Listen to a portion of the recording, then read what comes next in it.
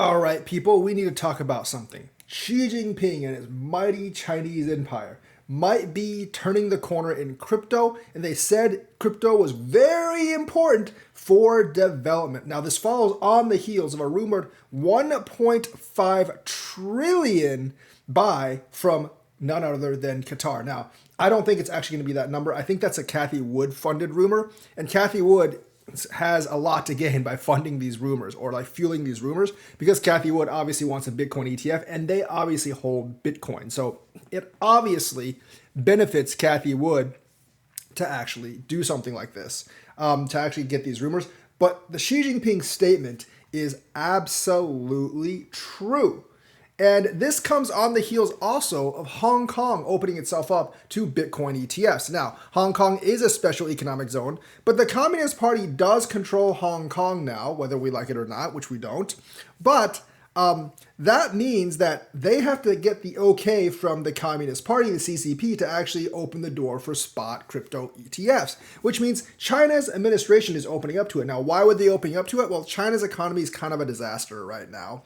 Population is shrinking. Their working age population is maybe projected to shrink by as much as 40% in the next 20 years.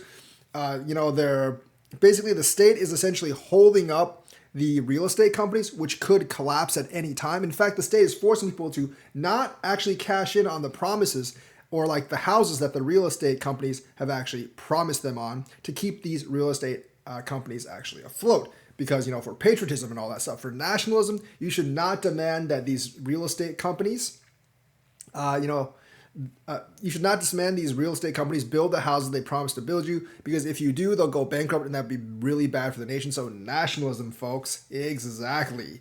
But anyways, they're desperate for something to reboost their economy, and they are seriously looking at crypto. So essentially, China has quietly flipped on crypto as the price has actually gone up. Now, amid wild rumors of a sovereign Bitcoin bid, that's the one with Qatar, China has said it will place great importance to the development of crypto. Now, that's quoting Chinese government officials, which obviously has to have CCP support. Great importance to the development of crypto. I don't think some of you guys understand the significance of a statement like that from the CCP. See, when the CCP wants to actually develop something, they're not like the US government going to the corporations and be like, oh, please, will you develop crypto and help our economy? See, the US government has to do that because of the kind of government we have. It doesn't have that much power. It can't force companies to actually develop in a way if the companies do not see it as profitable or they don't want to. And like all the patents and everything for the technology actually belong to the private companies and not the government. See, the Chinese government doesn't operate that way.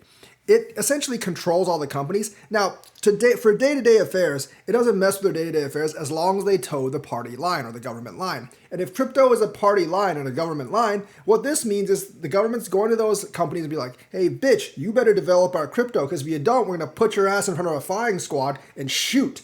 So that's what it's like in China. So you can bet that if the government wants to place great importance on the development of crypto, then those companies will definitely develop because they don't want to die. Just like, when China was anti-crypto mining, they flushed so many of the miners out. Yes, there was some corruption, and I'm sure some government officials hid some miners themselves, but that's otherwise. But like the massive amount of mining actually just flowed out of China. China went from like over 50%, like 70% miners mine hash rate in the world to around 20% hash rate in very short amount of time. That is an efficiency that the United States just cannot match. And it's a good thing we can't match it because our government really doesn't have that much power. But like I said, if the CCP wants to develop crypto, then by God, they are going to develop crypto. So the thing is, I think they're going to start reversing their crypto trading ban really fast. And they might actually want to follow Qatar in buying a big amount of Bitcoin. They kind of screwed themselves on hash power, and more of that's in the United States now than ever was in China. So because the US actually controls over 50% of the hash rate, China only 20%, and there's very little way they can actually reverse that right now because they haven't completely lifted the ban yet for some odd reason. But it can sort of control crypto by buying a lot of the crypto. And they might actually be buying in secret because they don't really need to be open about their buys. If they want to buy Bitcoin, they can buy it in secret. And we might not know that they own a lot of Bitcoin until they own a huge amount of it. So basically like they're going to be pro crypto and they're going to be very aggressively pro crypto right now. Now, some people are saying they're going to be trying to push the CBDCs. That could also be true as well. But China's also pushing ahead with the development of NFTs. Blockchain-based decentralized applications. So you can see that they've been turning around on their position in crypto for quite a while. And I think it really comes down to desperation to save their economy. And they see this as one of the ways they could possibly do it. And our ministry will strengthen the collaborative interaction with relevant departments to promote a Web 3.0 technological innovation and high quality industrial development. Now, I think they figured out that like if you want to develop the blockchain stuff, you have to develop crypto because without financial incentive, people are just not going to develop it.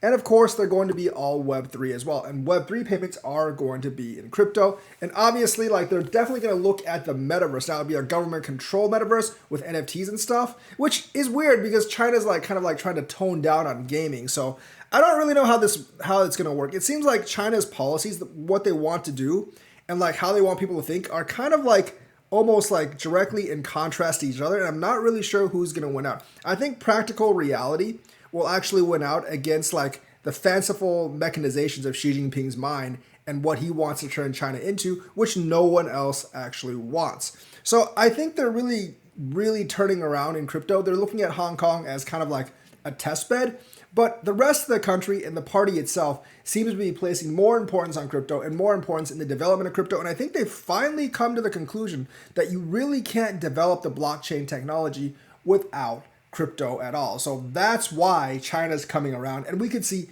big moves next year or in 2025, which would coincide with the halving and the bull run. So extremely, extremely good news for crypto going into the new year. Maybe Santa went to China and told them, hey, bitches, you should get crypto. And they finally said yes.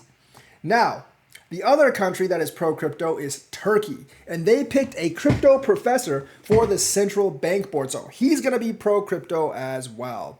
We might not like Erdogan very much, but his pick for the central bank board, very, very good. Fatma, so like the guy's name is Fatma Ozkol, and he's been a lecturer at Marmara University in Istanbul since 2012.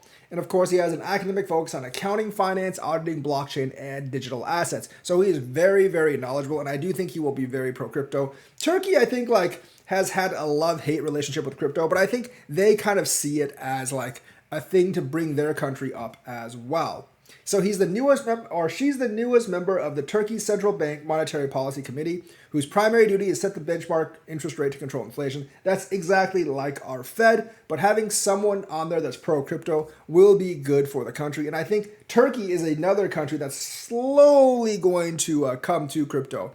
And I think part of that is because like nearby countries like the UAE are adopting crypto really fast, and I think they're going to start to dominate it. Turkey will see the benefits that brings, and that'll come down. Then they'll come around as well. I really, really hope that rumor that Qatar is going to buy a huge amount of crypto next year is actually true. That would boost us up by so much. The economic landscape in Turkey has been boosting crypto adoption in the country. A report from Blockchain Analytics shows that Turkey ranked 4th globally in raw crypto transaction volumes. And of course, that's equal to $170 billion a year. So even if they wanted to prevent it, they really can't prevent it at this point. I think they've just kind of like given it up, and they're going pro-crypto at this point. So this is a message to you, Gary Gensler, Elizabeth Warren. Your crusade against crypto is going to fail because every other country is going to adopt it, and America won't have much choice. You want the innovation, you want the jobs, which I'm sure everyone wants.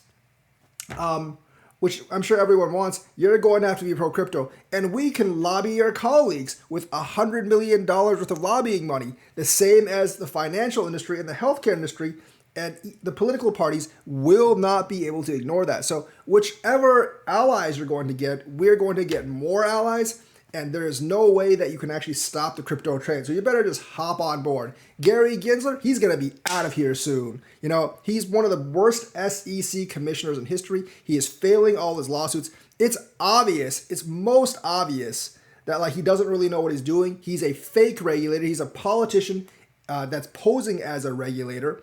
And with the worldwide events lining up, he's going to be going straight down the drain with his regulatory overreach. And I think both politicians, congressmen, and lawmakers, all of us are going to see that. The courts have already turned against him. I think Congress is going to turn both against Elizabeth Warren and Gary Gensler. And they know they're going to lose this war. They can basically like try to raise up an anti-crypto army, but I have a feeling in a couple of years there's going to be a lot of defections, betrayal, and also, like, the anti-crypto army is going to be ambushed and annihilated right as they stand. And crypto is going to permeate throughout the United States. So that's the news for today. Let me know what you think. Like and subscribe. Hit that bell notifications button. Thank you and have a nice day.